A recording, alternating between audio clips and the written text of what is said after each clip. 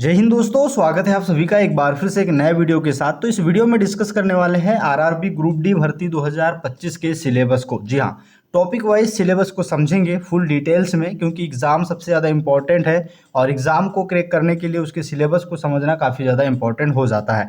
तो किस टॉपिक से कितने क्या प्रश्न पूछे जाएंगे और यहाँ पर आप लोगों का पूरा फुल डिटेल सिलेबस क्या है, एग्जाम पैटर्न क्या है, इस वीडियो में डिस्कस करने वाले हैं। तो वीडियो को लास्ट तक देखते रहिएगा। और ग्रुप डी के ऑनलाइन आवेदन शुरू हो चुके हैं, तो ध्यान से अपने फॉर्म को फिलअप करिएगा। चलिए आगे बढ़ते हैं। दोस्तों, किसी भी एग्जाम को क्रैक करने के लिए टेस्ट सीरीज काफ़ी ज़्यादा इंपॉर्टेंट होती है और मैं यहाँ पर आपको सजेस्ट करूँगा टेस्ट बुक पास प्रो, जो कि आपको काफ़ी अच्छा ऑफर मिल रहा है रिपब्लिक डे के अवसर पर। जी हाँ, यहाँ पर आप रिपब्लिक डे के समय 25 और 26 तारीख को 2 दिन, जी हाँ 2 दिन ये ऑफर अवेलेबल रहेगा। इसमें आप एक पास जो प्रो है, ठीक है, 1 ईयर वाला लेते हैं तो इसके साथ आपको जो है 2 ईयर का पास प्रो मिल जाएगा। जी हाँ, 1 साल की वैलिडिटी वाला जो पास प्रो आप अगर लेते हैं तो आपको 2 साल की वैलिडिटी मिलेगी। ये जो ऑफर है याद रखिएगा 25 और 26 तारीख के लिए ही अवेलेबल रहेगा। 25 तारीख को सुबह 12 बजे जो है ये ऑफर ऑन हो जाएगा और यहाँ पर काफ़ी ज़्यादा जो प्राइस है वो ड्रॉप होने वाला है। तो आप ये डेट याद रखिएगा और इसका बेनिफिट जरूर लीजिएगा। और यहाँ पर आप मेरा अगर कोड यूज़ करते हैं राहुल, तो आपको 12% और ऑफ मिल जाएगा। लिंक आपको डिस्क्रिप्शन में दिया हुआ है, वहाँ से जाके आप इस पास को जो है परचेस कर सकते हैं। चलिए आगे बढ़ते हैं। तो जैसे कि यहाँ पर आप देख पा रहे हो कि यह है नोटिफिकेशन आरआरबी ग्रुप डी भर्ती 2025 का, और इसमें आपका पूरा सिलेबस जो है मेंशन किया हुआ है। तो सिलेबस को आप अच्छे से समझ लीजिएगा ताकि आप अपनी तैयारी को अच्छे तरीके से कर सके। यहाँ पर जो सिलेबस दिया हुआ है टॉपिक वाइज दिया हुआ है और आप लोगों का जो है एग्जाम पैटर्न भी यहाँ पर दिया हुआ है। तो सबसे पहले यहाँ पर हम बात करते हैं, देखिए सबसे इंपॉर्टेंट चीज़ है आप लोगों के सिलेक्शन प्रोसेस क्या है। तो सिलेक्शन प्रोसेस में सबसे ज़्यादा इंपॉर्टेंट है आपकी एग्जाम, जो कि कंप्यूटर बेस्ड एग्जाम होगी सीबीटी, और ये अगर आप पास कर लेते हैं तो आपका सिलेक्शन तय है। जी हाँ, अब यहाँ पर आप देखेंगे कंप्यूटर बेस्ड टेस्ट के बारे में इन्होंने बोला है कि कंप्यूटर बेस्ड टेस्ट आप लोगों का कंप्यूटर पे होने वाला है और सिलेबस किस तरीके से रहेगा। देखिए यहाँ पर आप लोगों को बता दें कि टोटल 90 मिनट यानी 1.5 घंटा आपको जो है समय मिलेगा आप लोगों के एग्जाम के लिए। जी हाँ, इसमें आपका जनरल साइंस वाला जो पोर्शन है इसमें 25 क्वेश्चंस रहेंगे। मैथमेटिक्स यानी आपके मैथ्स के जो है 25 क्वेश्चंस आएंगे। जनरल इंटेलिजेंस एंड रीजनिंग, ठीक है, रीजनिंग वाला जो पोर्शन है वो 30 नंबर का रहेगा। और जो का जीके जीएस है, ठीक है, अरे आप बोल सकते हो करंट अफेयर्स और जीके, ये मिला के आपको 20 नंबर के क्वेश्चंस यहाँ पर पूछे जाएंगे।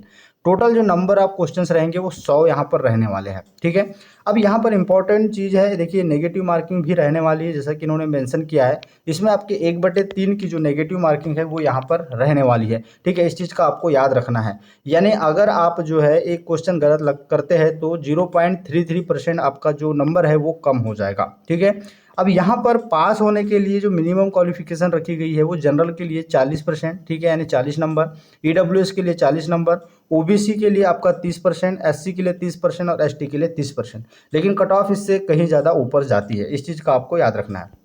अब देखिए यहाँ पर क्वेश्चंस यहाँ पर आपको दिया है टॉपिक वाइज।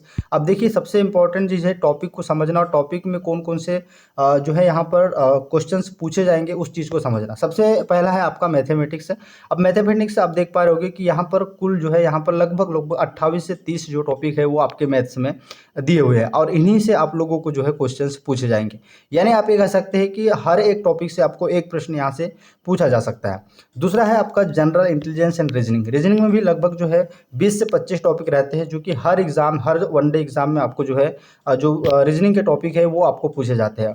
उसी तरीके से ग्रुप डी में भी जो है आप लोगों को उन्हीं टॉपिकों में से जो है आपको प्रश्न पूछे जाएंगे, जो कि यहाँ पर आपको टॉपिक दिए हुए हैं। अब यहाँ से आप देखेंगे तीसरा जो आपका जनरल साइंस है, जनरल साइंस में आपको जो है देखिए इसमें फिजिक्स, केमिस्ट्री और फिजिक्स, केमिस्ट्री और बायोलॉजी जो है तीनों सब्जेक्ट इंक्लूड रहेंगे। इसमें आप लोगों को जो है 10th लेवल की जो साइंस है वो यहाँ पर पूछी जाएगी। ठीक है, जिसके लिए आप लुसेंट बुक को जो है ले सकते हैं, क्योंकि देखिए यहाँ पर जो है साइंस उतना हार्ड नहीं आता है अगर ग्रुप डी की बात करते हैं तो। यहाँ पर फिर टेक्नीशियन और जो एएलपी है उसमें थोड़ा साइंस का लेवल बढ़ता है। फिर आपका general awareness and current affairs पूछेगा। तो करंट अफेयर्स आपको जो है 5 से 7 नंबर का करंट अफेयर्स पूछेगा, क्योंकि हाल ही में जितनी भी एग्जामें हुई है उसमें करंट अफेयर्स का जो पोर्शन है वो काफ़ी ज़्यादा रखता है। ठीक है, इसमें आपकी साइंस, टेक्नोलॉजी, ठीक है, स्पोर्ट्स से क्वेश्चन पूछे जाएंगे, कल्चर, ठीक है, ये आप लोगों की इकोनॉमिक, पॉलिटिक, ये आप लोगों को जो है देखने को मिलेगा। यानी आप ये कह सकते हैं देखिए सिलेबस बड़ा नहीं है, ठीक है, बड़ा सिलेबस नहीं है, लेकिन यहाँ पर सिलेबस को समझकर आपको तैयारी करना सबसे ज़्यादा इंपॉर्टेंट है, क्योंकि सिलेबस में आप लोगों को सारे टॉपिक टॉपिक्स जो है दिए हुए हैं कि कौन कौन से टॉपिक रखे गए हैं, और आप उस अकॉर्डिंग जो है तैयारी आप करेंगे तो आपको जो है सफलता जरूर मिल सकती है। तो देखिए ये था टॉपिक आप लोगों के सिलेबस का, ठीक है। यहाँ पर आप देख पा रहे हो कि ग्रुप डी का जो भी सिलेबस है और जो जो टॉपिक है वो यहाँ पर मैंने आपको बता दिया है। आप एक बार जो है इस नोटिफिकेशन के पीडीएफ को अच्छे से देखिएगा। यहाँ जो जो टॉपिक है जैसा कि मैंने बताया मैथ्स में, जनरल अवेयरनेस में, साइंस में, ठीक है, और रीजनिंग में, तो इन टॉपिकों को जो है आप अपने नोट्स में जो है इसको उतार के रख लीजिएगा और उन्हीं टॉपिकों पे फोकस करिएगा जहाँ से आपको जो है प्रश्न पूछे जाने वाले हैं। देखिए बुक्स जो होती है, बुक्स में अदर भी जो है टॉपिक या फिर अदर भी टॉपिक जो है ऐड कर दिए जाते हैं, इसलिए आपको ज़्यादा पढ़ने की ज़रूरत ना हो, इसलिए आप अपने सिलेबस को अच्छे से समझिए, टॉपिक को देखिए, टॉपिक को लिखिए और उन्हीं टॉपिकों को कवर कीजिए।